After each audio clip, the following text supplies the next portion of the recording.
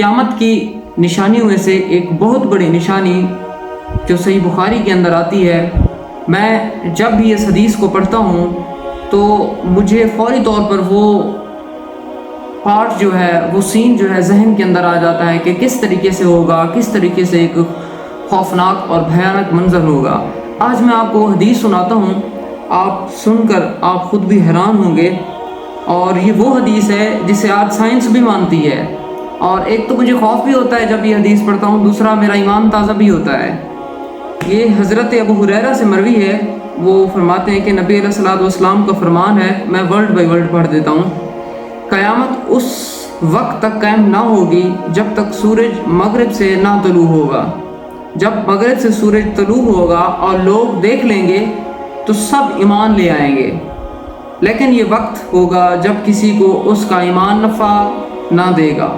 एक और जगह पर भी एक हदीस है जहाँ पर कुछ और डिफरेंट अल्फाज हैं। वहाँ पर तो है कि लोग जब भी उठेंगे सुबह सवेरे तो देखेंगे कि अंधेरा होगा, तो फिर वो एक दूसरे से बातें करने लगेंगे, परेशान होंगे कि भाई अभी तक दिन नहीं निकला, क्या वजह है। तो फिर जैसे ही वक्त बढ़ता चला जाएगा, वो इतनी उदास होंगे, इतनी परेशान होंगे कि वो कंपोज ना कर सकेंगे, खुद को संभाल नहीं सकेंगे।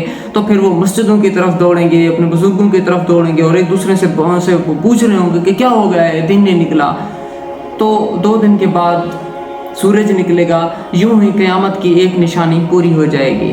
अच्छा, अब ये तो एक मजहबी बात है जो नबी अलैहिस्सलातु वस्सलाम ने हमें पहले प्रेडिक्शन दी थी, लेकिन आपको पता है कि साइंस भी इस चीज़ को मानती है। आज हमें साइंस ये बताती है कि ज़मीन की जो रोटेशन है, ज़मीन का जो घुमाव है, वो 2 तरीक़ों से है। एक तो वो चक्कर है जो सूरज के गिर्द लगाती है, दूसरा वो चक्कर है जो अपने एक्सिस के गिर्द लगाती है, जिसकी बुनियाद पर दिन और रात होती हैं। साइंसदान हमें बताते हैं कि जब ये ज़मीन बनी थी पहले तो दिन और रात 4 घंटे के होते थे, लेकिन अब आप अंदाज़ा कर लें, दिन और रात 23 घंटे और 50 सेकंड के हैं।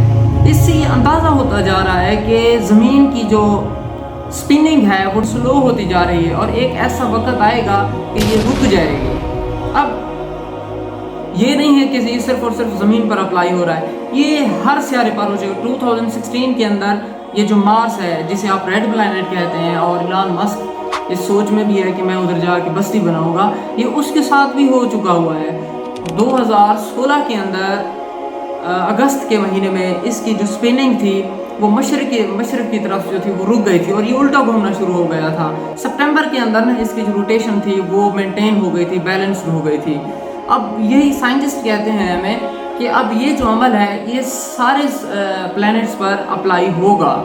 अब जैसे अब वाज़े पता चलता है कि अब ज़मीन की जो रोटेशन है वो स्लो से स्लो होती जा रही है, एक वक्त आएगा कि ये रुक जाएगी। अब इसी चीज़ को समझने के लिए हमें न्यूटन के 3rd लॉ ऑफ मोशन का सहारा लेना पड़ेगा।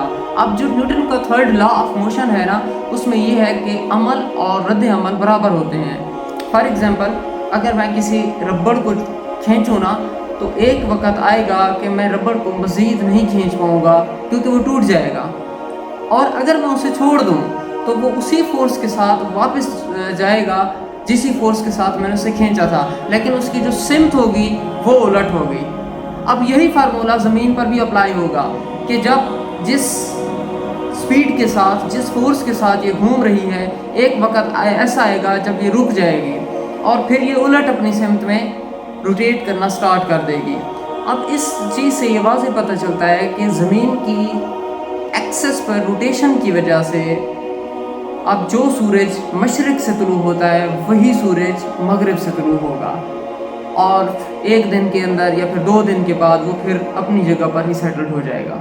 इस तरह क़यामत की बड़ी निशानी में से एक निशानी पूरी हो जाएगी, और उस दिन ऐसा दिन होगा ना किसी की मग़फ़िरत कबूल होगी, ना किसी को कोई नेकी नफ़ा देगी।